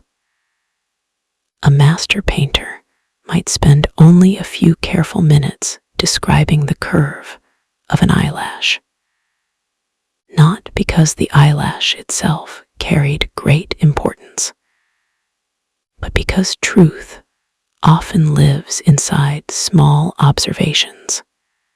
The Renaissance encouraged artists to believe that every part of the visible world deserved honest attention.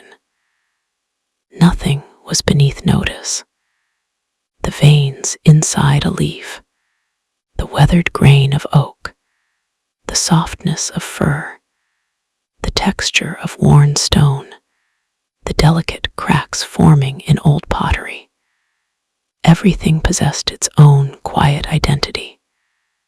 Imagine an apprentice being asked to paint nothing more than a length of embroidered fabric. At first, he sees only decoration. But after several hours, he notices something else. The gold thread catches light differently from silk. The stitches gently rise above the surface.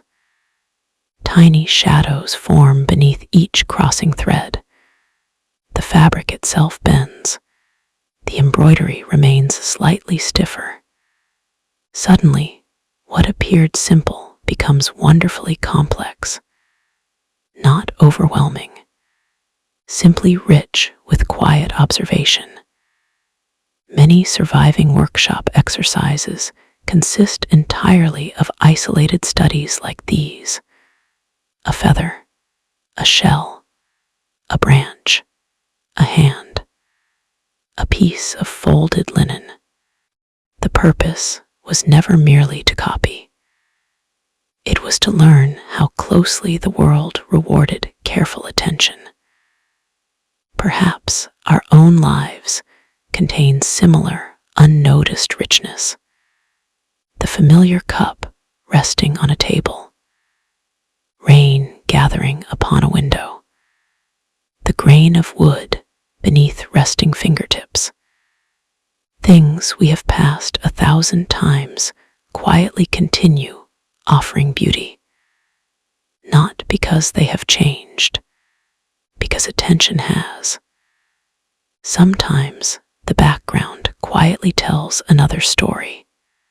Although the human figures naturally attracted most attention, Renaissance painters increasingly filled the spaces behind them with landscapes of remarkable imagination and observation.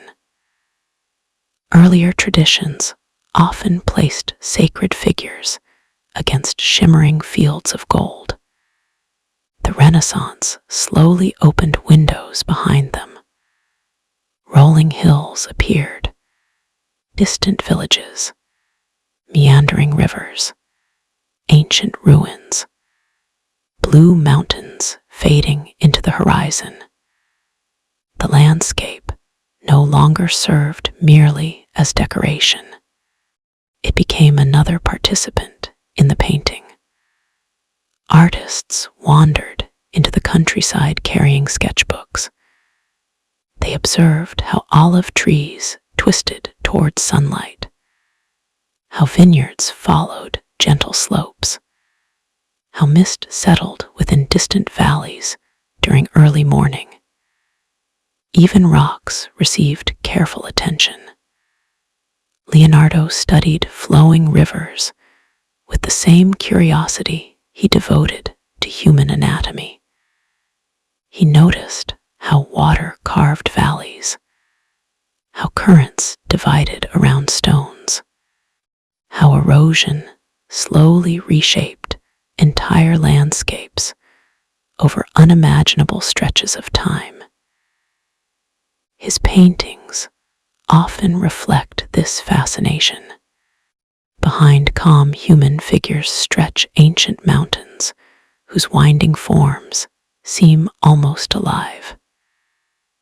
Nature becomes both setting and silent companion. Other artists approached landscapes differently. Perugino filled distant horizons with peaceful lakes and quiet towns bathed in golden light. Bellini allowed Venetian skies to glow with extraordinary serenity. Each painter quietly translated observation into atmosphere. These backgrounds also served another purpose. They reminded viewers that human stories unfold within a much larger world. Mountains endure. Rivers continue flowing. Clouds drift beyond generations. There is comfort in such perspective. Our lives matter deeply, yet they unfold within rhythms vastly older than ourselves. Tonight, some river somewhere continues its patient journey toward the sea. Mountains remain where they have stood for thousands of years. The moon rises regardless of today's worries. Nature quietly continues, as it always has, as it always will. Artists learned by copying before creating. Modern culture often celebrates originality above all else. The Renaissance held a gentler understanding. Young artists first became original by learning from others. Apprentices spent countless hours copying drawings made by their masters, not to deceive, not to imitate forever, but to understand. Every copied line taught proportion. Every repeated gesture trained memory. Every careful study quietly strengthened observation. Verrocchio's workshop became famous for this practice. Young Leonardo copied existing studies repeatedly before developing his own remarkable style. Raphael learned from Perugino. Michelangelo admired ancient sculpture. Titian studied Bellini. Nearly every Renaissance master first walked carefully along paths opened by someone else.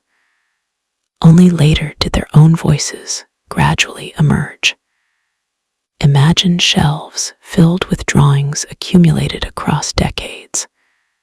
Hands, heads, feet, architectural ornaments, plants, animals. Each sheet preserved another lesson. The apprentice selects one and begins. His first attempt remains awkward. The second grows steadier.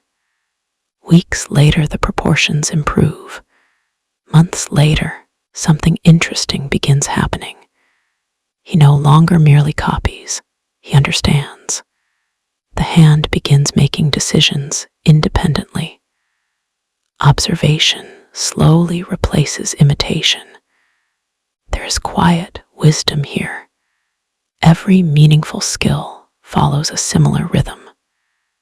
We listen before speaking, read before writing, watch before leading, learn before teaching. Originality rarely appears suddenly. It grows gently from deep familiarity, like a tree drawing nourishment from older soil. Perhaps there is reassurance in knowing that no one begins as a master. Every expert once copied, practiced, repeated, wondered whether improvement would ever arrive. Then one quiet day, without noticing exactly when, it had. The Renaissance rediscovered forgotten voices from the ancient world. Throughout much of medieval Europe, many classical Greek and Roman writings survived only in scattered manuscripts carefully preserved inside monasteries or distant libraries. During the Renaissance, scholars began searching for these ancient texts with extraordinary enthusiasm. They traveled across Europe, visited monasteries, collected manuscripts, compared translations. Slowly, forgotten ideas returned. Artists benefited enormously from this revival.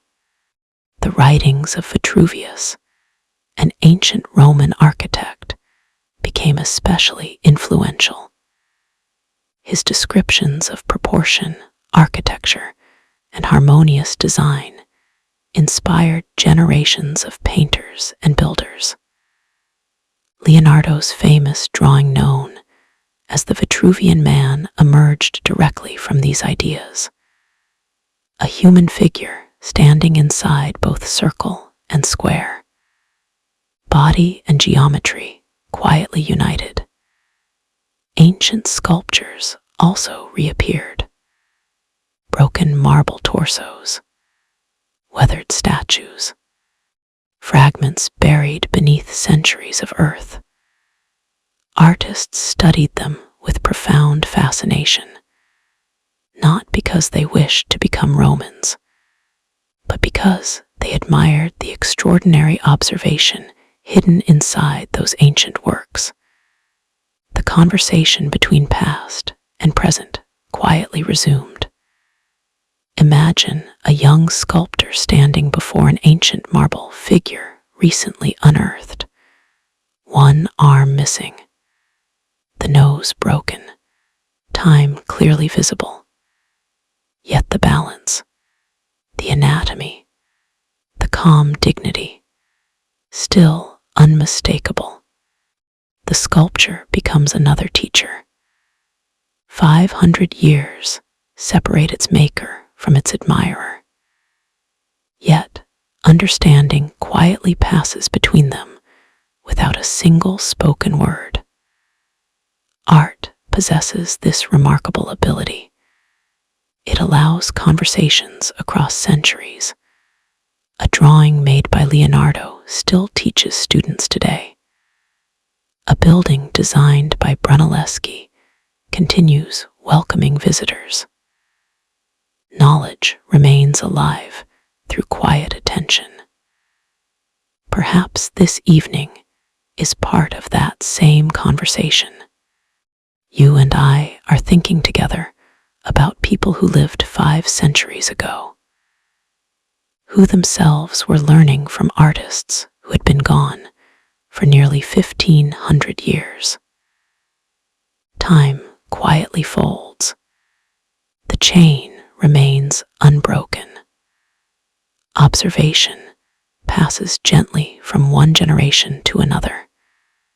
Some colors changed as they dried.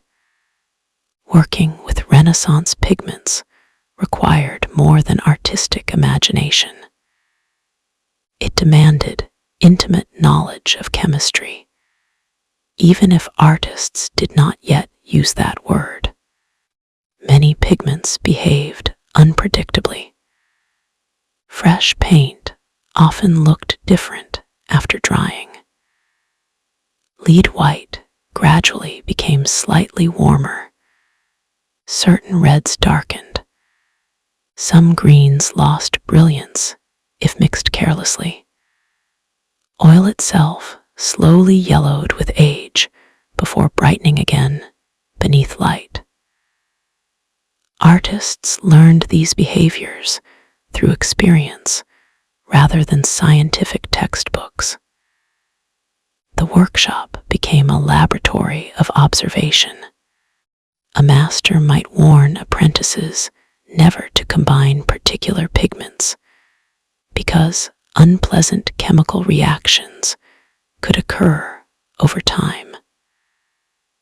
Others required careful grinding before mixing. Some dried quickly. Others remained sticky for weeks. Patience again proved essential. Imagine preparing what appears to be the perfect mixture.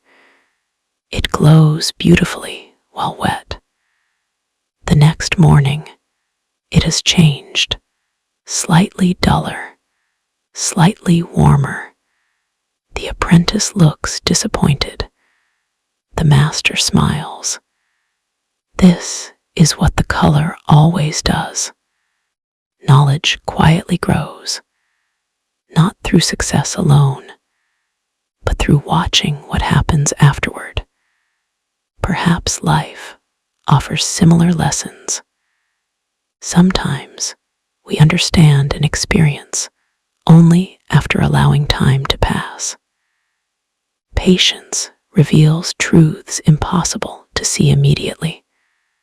Like drying paint, meaning often settles gradually. Perspective reached beyond painting into entire cities. Walk through Florence today, and many streets still preserve relationships first explored during the Renaissance. Architects began designing buildings whose proportions echoed the same balance painters pursued upon wooden panels. Columns aligned carefully. Windows repeated harmonious rhythms. Public squares opened with graceful symmetry. The city itself became almost a work of composition. Brunelleschi's great dome rising above Florence required astonishing engineering, yet its beauty rests equally upon proportion. From countless viewpoints, the structure appears balanced rather than overwhelming. It belongs naturally to the skyline. Architecture taught painters. Painters inspired architects. Sculptors borrowed from both. The Renaissance rarely separated artistic disciplines. Each informed the others. Imagine walking through Florence just after sunrise. Stone streets remain cool beneath your feet. Shopkeepers slowly raise wooden shutters. Church bells echo gently between buildings. Ahead, sunlight touches the upper walls before gradually descending toward the streets below. Perspective exists everywhere, not only inside paintings. The city itself quietly demonstrates its lessons. Artists simply learned to notice. Perhaps wherever you are tonight, there are unnoticed harmonies too. The rhythm of familiar buildings, the balance of windows, the curve of a staircase, the quiet geometry surrounding ordinary life. Beauty often waits patiently inside places we believe we already know. And as another gentle observation settles quietly into the evening, our journey through these remarkable workshops continues. Every color inside a Renaissance painting began as a conversation with nature. Long before pigments reached the painter's palette, they already existed quietly within mountains, forests, rivers, shells, insects, minerals, and trees. Renaissance artists rarely thought of color as something manufactured. Instead, they understood it as something patiently discovered. The forests offered charcoal. The earth offered ochres. The sea offered shells that could be burned into lime. Trees offered sticky amber resins that would eventually become varnish. Tiny insects gathered upon oak trees produced brilliant crimson lakes. Plants yielded delicate yellows and soft greens. Even smoke became useful. The world itself quietly supplied the workshop. Artists therefore developed an intimate relationship with natural materials. A painter could often identify the origin of a pigment simply by touching it between finger and thumb. Some felt silky. Others remained slightly gritty. Certain blues reflected light differently from green earth. Some reds absorbed oil eagerly, while others resisted it. These observations became second nature. Imagine an apprentice standing beside open shelves filled with small ceramic jars. None carries printed labels. Instead, experience alone tells him where everything belongs. His fingers recognize each material almost before his eyes do. One jar contains warm ochre gathered from nearby hills. Another holds expensive vermilion carefully protected from unnecessary use. Nearby rests powdered charcoal, lighter than dust itself. The room possesses the faint fragrance of drying wood, warm glue, walnut oil, and crushed stone. Every shelf represents years of accumulated understanding. No single ingredient creates a masterpiece.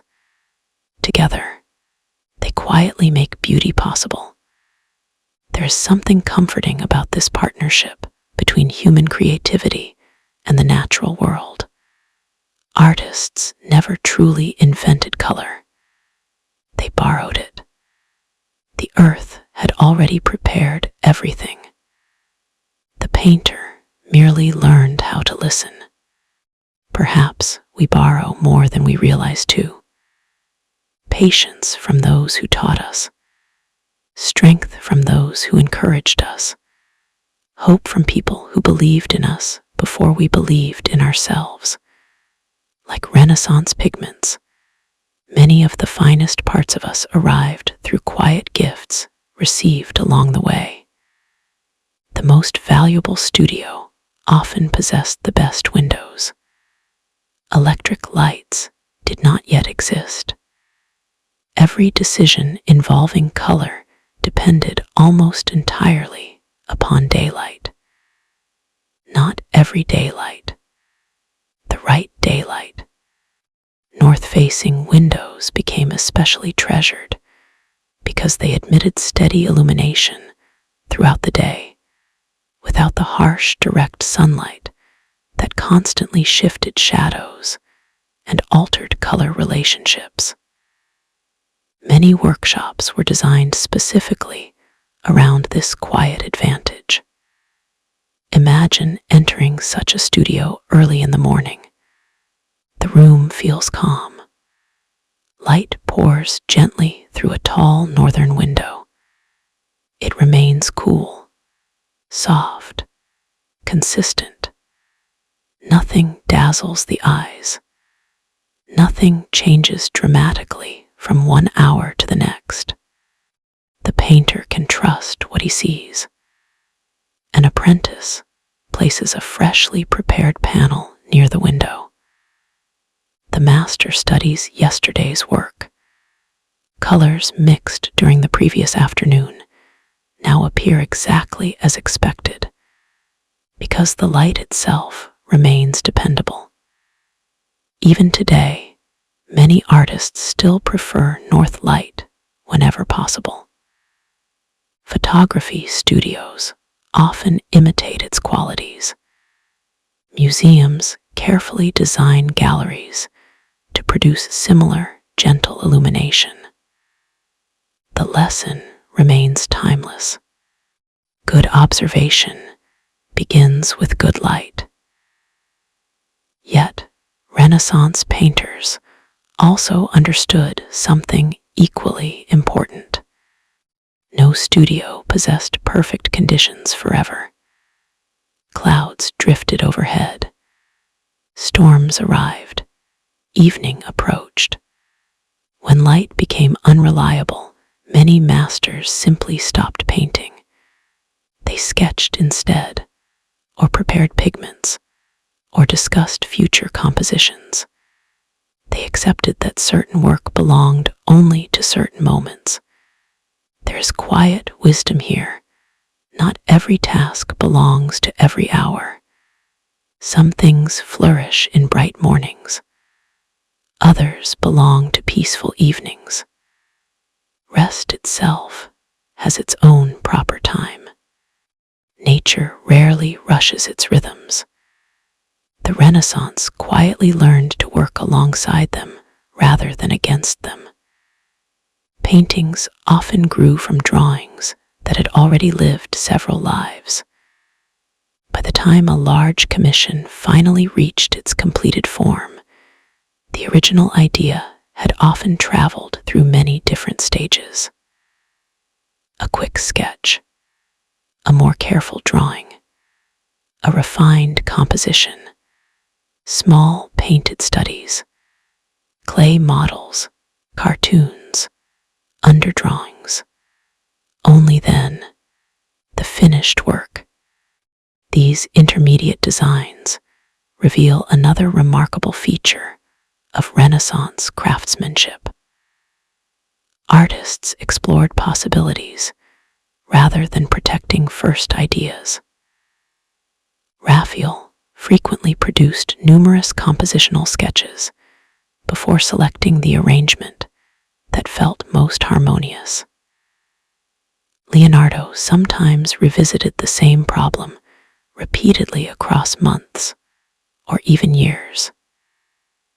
Michelangelo filled page after page with muscular studies before beginning major frescoes.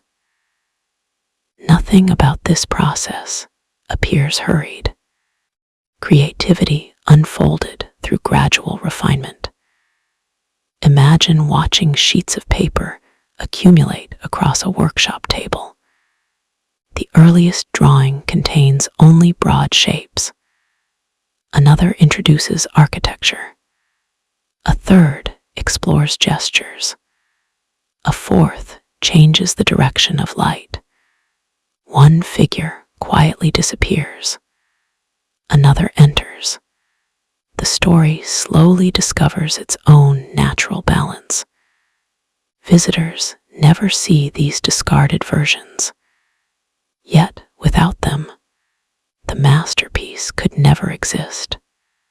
It is strangely comforting to realize that uncertainty belonged even to history's greatest artists. They questioned, experimented, changed direction, allowed better ideas to replace earlier ones. Perhaps our own lives deserve similar generosity. We need not expect every first attempt to become our final one. Growth quietly welcomes revision.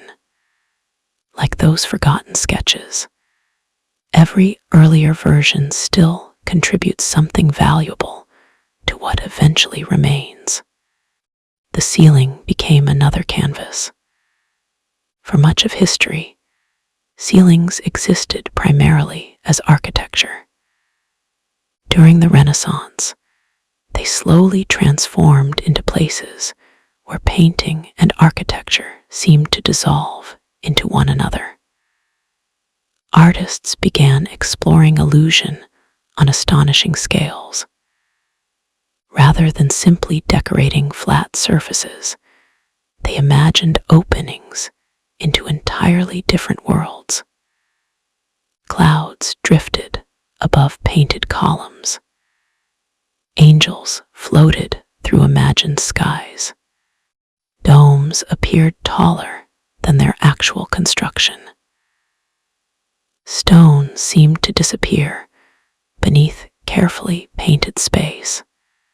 This remarkable approach required extraordinary planning. Perspective changed dramatically depending upon where viewers stood below.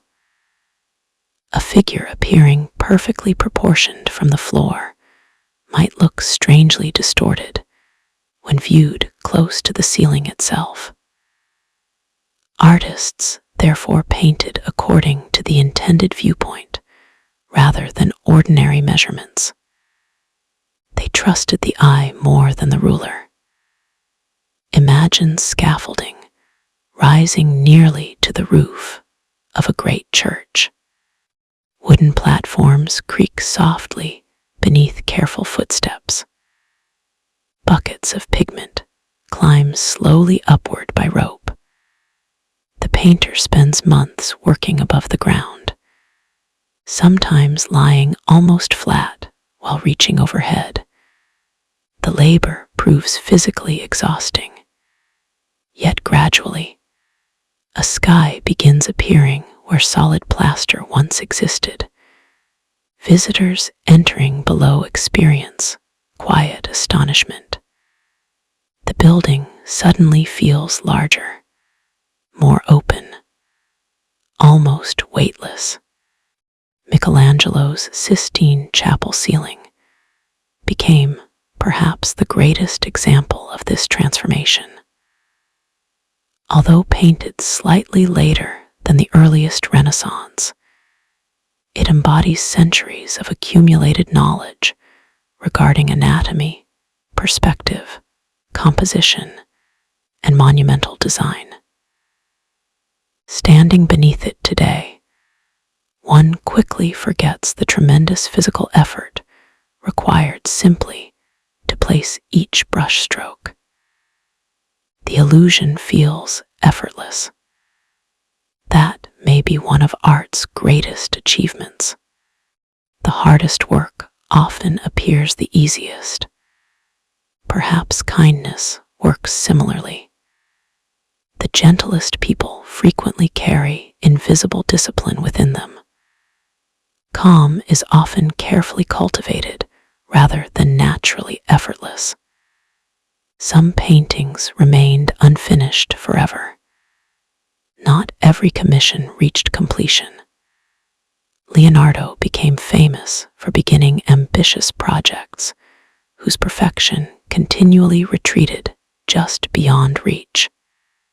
He revised, experimented, returned months later, occasionally abandoned the work altogether. To modern minds, this may seem surprising. How could one of history's greatest artists leave paintings unfinished? Perhaps because his curiosity often outran certainty. Each new discovery suggested another improvement. Each observation invited reconsideration. His notebooks reveal a mind endlessly fascinated by how things actually worked. Water, clouds, birds, machines, anatomy, botany, geology. Painting became only one expression of that curiosity. Some unfinished works possess extraordinary beauty precisely because they reveal process. Faces emerge gradually from prepared panels. Hands remain lightly sketched. Backgrounds dissolve into bare wood. Viewers glimpse thought itself taking visible form.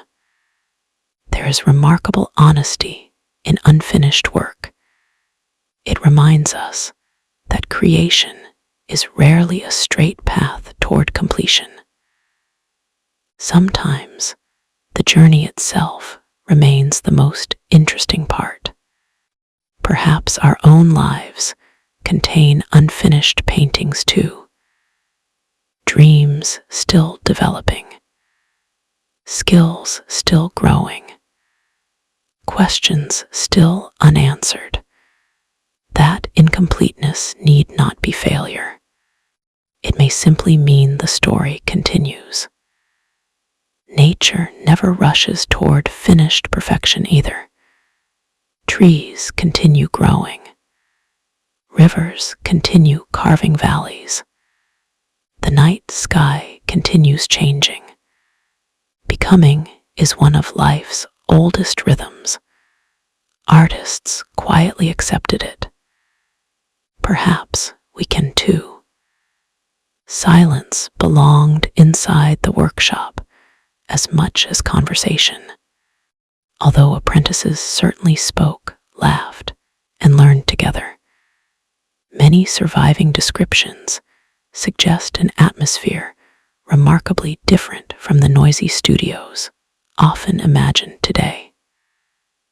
Long stretches of concentrated quiet filled ordinary working days.